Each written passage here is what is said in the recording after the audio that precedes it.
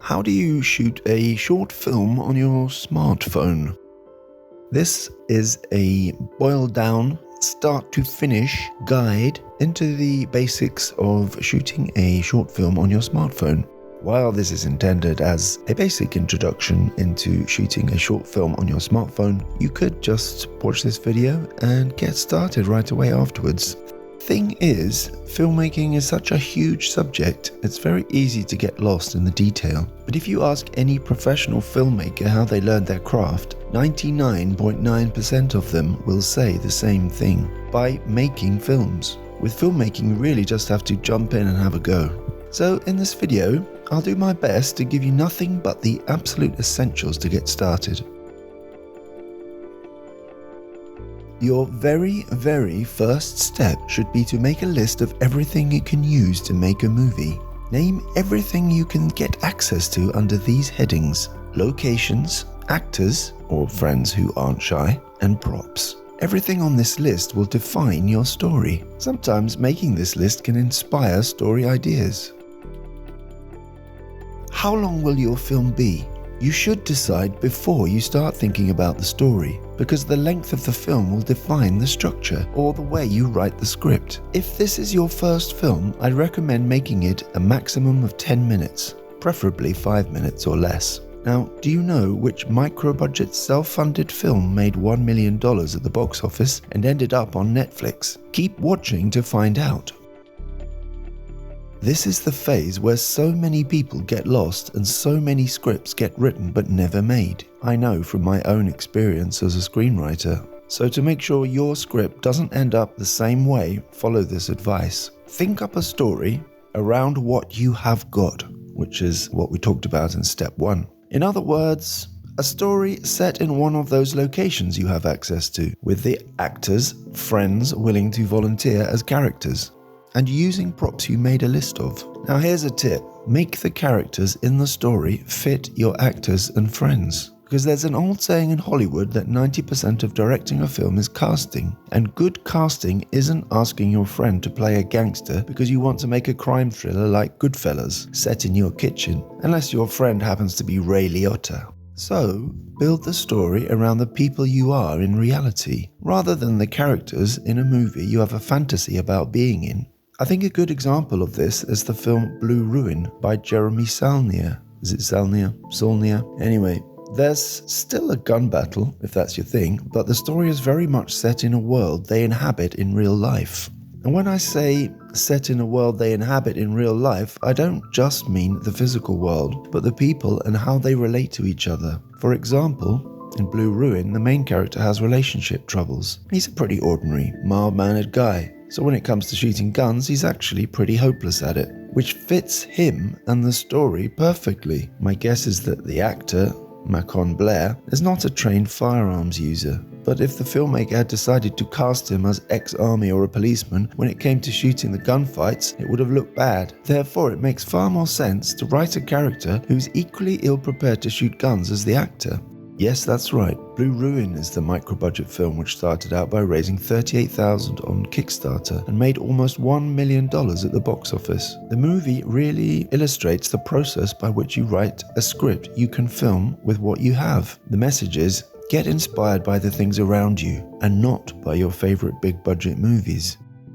Now, do you think that you can write a screenplay if you're not a writer? Well, the answer, in my opinion, is yes. Keep watching if you want to find out how. I've been shooting short films on smartphones for the last 2 years.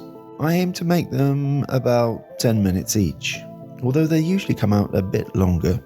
But this is how I turn my story idea into a script. First, I write 10 sentences or story beats for each minute of the story.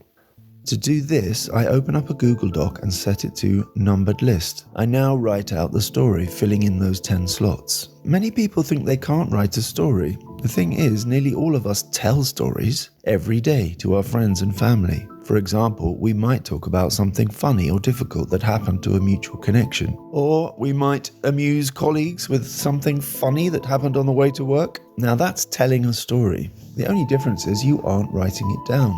And some people are better at telling stories than others, but your story will even have a structure. That's right, a beginning, middle, and an end. You will create that structure without even thinking about it, because all this happens instinctively. We don't worry about it or overthink it, but as soon as we see a blank page and feel pressure to be a professional story maker, we panic, and this instinctive process dries up. And anyway, this problem, which is known as writer's block, happens to seasoned professionals all the time. So if you have this problem, here's my suggestion. Record yourself telling a story as if you're telling a friend just to amuse them for 5 minutes over coffee. Most smartphones have voice recorders, so now is the opportunity to use yours for making a short film. Once you have recorded the story, now you can listen back and write it down. You might find yourself having new ideas about the story during the process. Once the story is written down, you can adjust things or rework certain parts. Do you know which 2 mistakes new filmmakers make when writing screenplays? Well, I will tell you in the next part, so keep watching. How do you write a script? The only difference between a written story and a script is mostly just formatting the text to look like a script. But I mean, even that isn't essential. There are a variety of programs out there to do all the formatting for you. But like I say, as you're filming this yourself, you just need certain elements included. Basically 3 things. Scene headings, where does the scene happen? Action, what do the characters do? And dialogue, what do the characters say? And that's it. So now, take your outline and flesh it out, describing the important actions and words spoken. Now here's a tip for writing action. Only describe the essential actions. You can always add things and improvise while you're filming.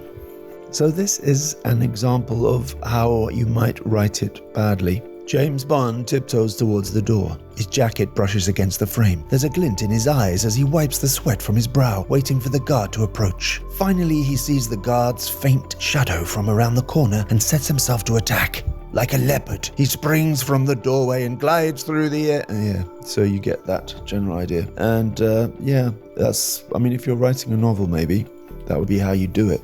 But for a screenplay, we don't really need that amount of description. We just need to give people a direct sense of what's happening in the scene. So it would go something more like this. James Bond moves to the door, stops as he sees the guard's shadow. He waits and then attacks the guard.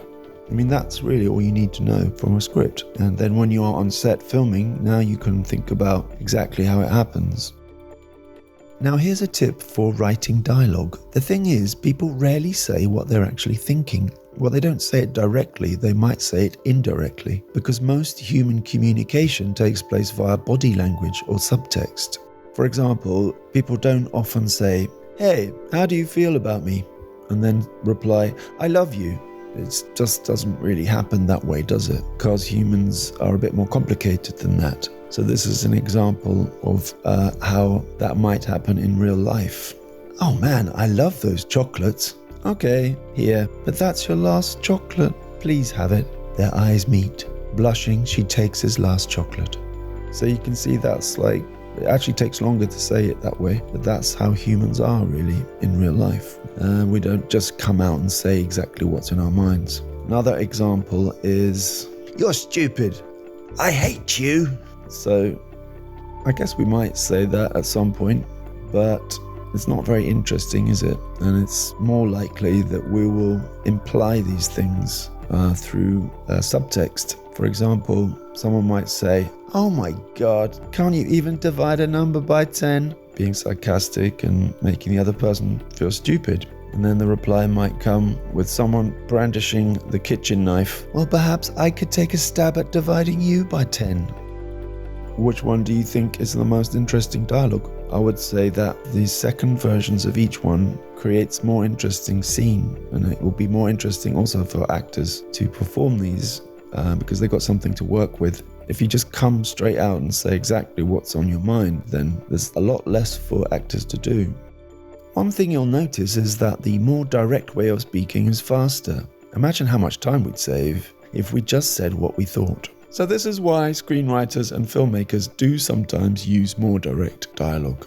Now remember, use what you have to hand as inspiration. Can you think of a story involving the tents you have in the basement, your sister and your colleague at work who both want to try acting, and that hard case you bought to keep tools in that looks a bit like it's from a sci-fi thriller movie? Try to keep everything as simple as possible. The more people involved, the more that can go wrong, and the harder it is to organize. More locations means more travel time between locations. More props, more filming equipment means more things you have to deal with while filming. Do you need to be a producer with expensive software to produce a film? My answer to that is no, and let me tell you why. Okay, so you wrote a script using everything you have to hand. Locations, friends and actors, props. Now you just need a little bit of organization. First thing to do is number the scenes so that it's quicker for everyone to understand which scenes are being shot and when. If you have a 5-minute long or less film, 5 correctly formatted screenplay pages or less, you should be able to film it in 1 day.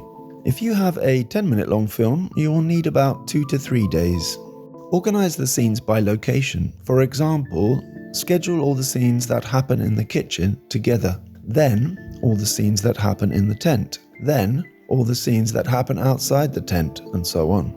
I use Google Sheets to schedule my shoots. It's free and easy to use and share with cast and crew members. This is how I scheduled a web series called Cosmos.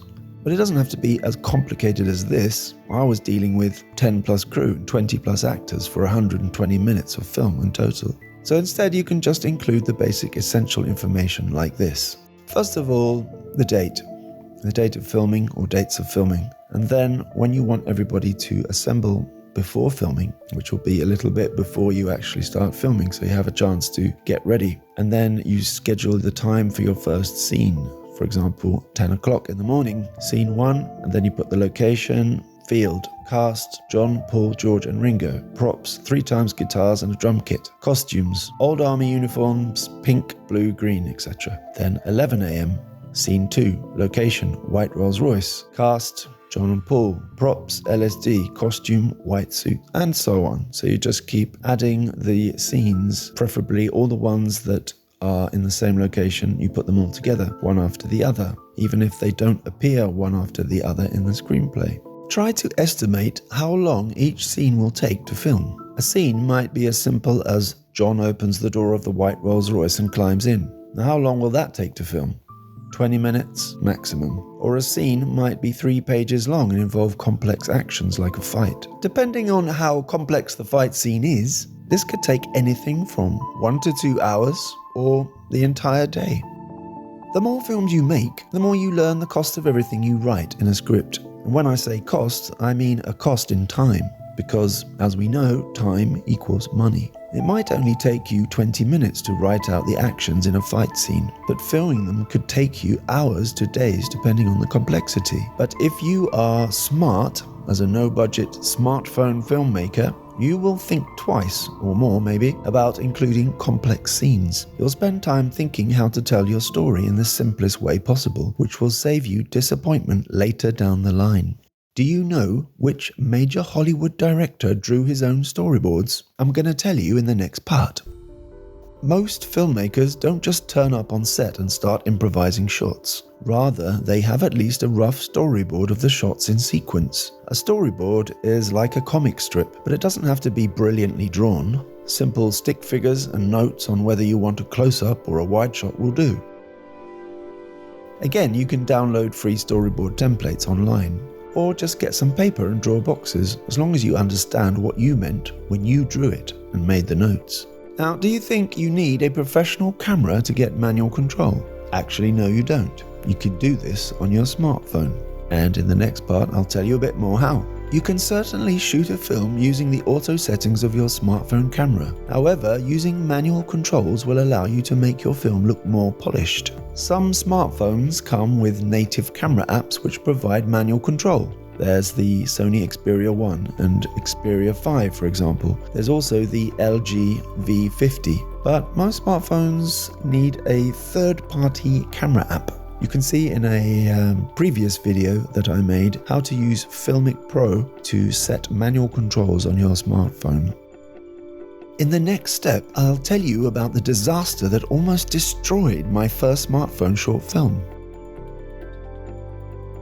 So the first day of filming has arrived, and if you haven't got much experience, it will probably feel a bit overwhelming. But here are the basic principles of getting coverage, which we'll edit together to make a scene. Master shot. This is usually a wide shot, which captures all the cast and actions that take place in the scene. Then there are medium shots, focusing on one or two characters, but they're wide enough to show any character action as well. And then we have close-ups. And this is close-ups of actors' faces, for dialogue, or for other details for important actions and beats. When I film a dialogue scene, for example, I usually film the entire scene using a wide shot so that there's enough to cover both or all the actors. And then I refilm the entire scene using close-ups of each actor. Inserts. Our inserts are usually close-ups of small actions. Basically, you want the audience to focus on this action. You don't want them to miss it. Inserts are also useful as somewhere to go when editing to help create a smoother look for the film. Smartphones generally have wide lenses, which makes getting close-ups a bit trickier, while using a camera with a long lens means you can get close to an actor's face without moving the camera. With a smartphone, you need to move closer, and sometimes this can disturb the actor to find you and the smartphone so close while they're trying to perform. Having said that, new top-range smartphones now come with inbuilt lens options, including a tele-lens. In addition, you could add conversion lenses, such as tele-lenses, which help you get closer. Another option is to shoot in a higher resolution than you intended on mastering your video at, and then you can crop in to get closer. Personally, I have managed to shoot 5 short films with smartphones without using a tele-lens. So while it's not impossible, it's probably worth bearing in mind. Pro sound recordists often say filmmakers need every actor's audio, even if they're not in shot. Do you think this is true? Sound is hugely important and shouldn't be ignored. If you can, then shoot your film without live audio recorded on set. The reason for this is recording location sound adds a lot of difficulty and complexity. For example, noisy locations, unskilled sound recordists, or no sound recordists at all, or you simply don't have the equipment. Therefore, you might be better off making a film based on action or having a narrated voiceover, which you can record later. Having said that, I have recorded location sound for all 5 of my low-budget smartphone shot sci-fi short films. For 2 episodes, we had a trained sound recordist who brought all his own equipment. For the others, we had to improvise. Here's a tip for getting good audio quality if you're recording it live on set. Get the voice sound in the close-ups. If you are recording live voice audio using a shotgun mic, then use the close-ups as an opportunity to get the microphone close to the actors' mouths. In a wide shot, it's hard or even impossible to get a shotgun mic on a boom pole close enough to capture acceptable quality audio. That's because you don't want to get the microphone in shot. Therefore, your close-up shots are also your opportunity to move the microphone closer to the actor's mouth. Close-ups are also usually framed on one actor at a time, so you can really focus on getting the best audio for that actor's dialogue in the scene. Remember, when recording live voice audio, you only need to focus on who is in frame. If you have someone speaking in frame, you absolutely need their dialogue live, as it will match their lip movements. But if an actor is out of frame, or their lips are not in shot, you can always pick up their dialogue audio later, or from another take. What is the best location in the world, according to John Cassavetes? Watch on to find out. If possible, use available lighting. You can still be creative in the way you use it, but bringing extra lights, again, adds extra complexity and the requirement of certain skills. Sit characters by windows. Have them side on to the window so both characters get equal amounts of light. Having someone with their back to the window means either their face will be in shadow or the window will be blown out. Of course, you might want that, but it's good to be aware of it anyway. When is it a good time to have no light at all on your actors? Keep watching to find out. The grandfather of indie film, John Cassavetes, said the greatest film location in the world is the human face. The reason he said this was, as a filmmaker with minimal resources, he didn't need fancy locations because his stories were about people. Stories are told by people. Even movies with huge budgets, fantastic CGI, mind-blowing effects, and international locations. I mean, imagine watching the latest blockbuster movie but with all the faces of the actors constantly in shadow. Most people would walk out after 5 minutes. Despite all the grandeur of filmmaking, humans get stories from the expressions on other human faces. Therefore, it's important to pay attention to faces when lighting your scenes. As no-budget filmmakers, it's very easy to lose sight of the basic stuff when there's so much to deal with. On the other hand, having characters in silhouette can be effective too. For example, a wide establishing shot of the actors by a window can be hard to light. Silhouette can look poetic and is easy to light. Simply reduce exposure so the actors are black shapes over a light background. Make sure you get at least 2 takes of every shot, even if the first take is perfect. Thing is, files get lost or corrupted, so it's better to have at least 2 of everything. Make sure to back up and store footage captured as often as possible. I usually put all the files from my smartphone onto a hard drive when there's a break, like during a lunch break or at the end of the day.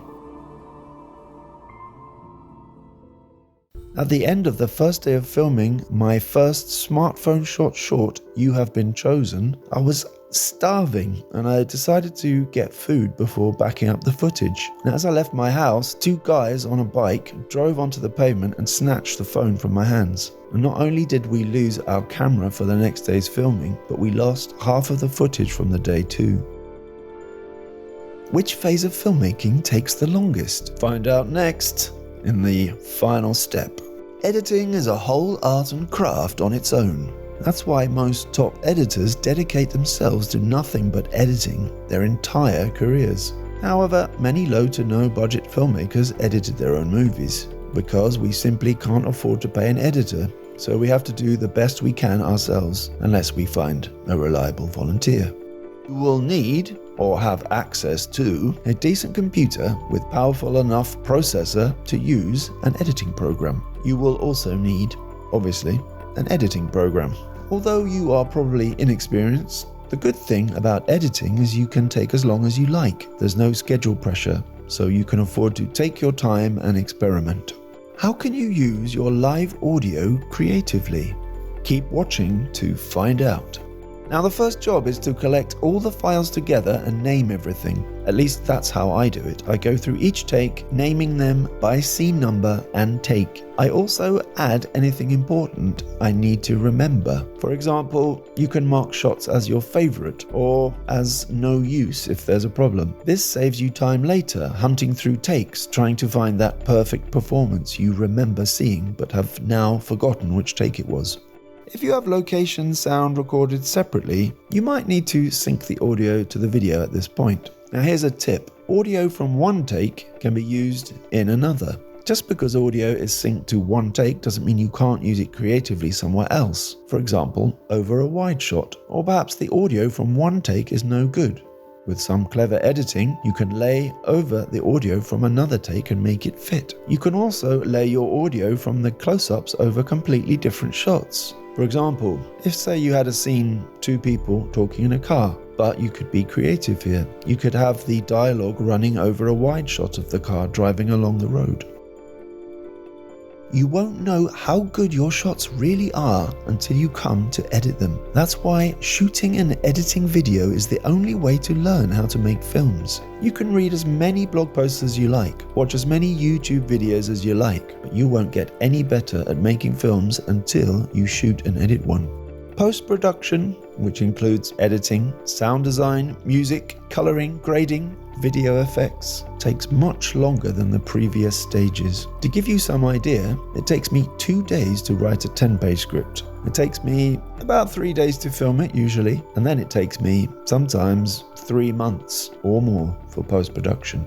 Of course, if I could pay professionals to do the work for me, it would be quicker, as these areas can be worked on by different people at the same time. This is another good reason to make your short film very short, especially if it's your first film. A 1-minute film is probably enough of a challenge to get some invaluable filmmaking experience.